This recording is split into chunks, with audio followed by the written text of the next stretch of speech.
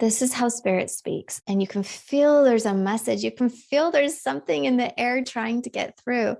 So you pull out your oracle cards and lay them out, and there's the message. But what I'm specifically talking about today is when we don't have a question and spirit is knocking or tapping, or we get that vibration that, hey, something's, here that wants to be heard or wants to be birthed. There's a need, and you have the ability and you have the wherewithal, you have the experiences to share about this topic, and you can hear us.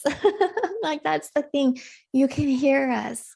So if you keep getting promptings or information and energy, feel into that, flow into that. It starts first with feeling it, holding the vibration, letting the energy come around you, just breathing and being in that space, and then letting the information be made known to you. And it might be that day, that hour, the next week, the next month.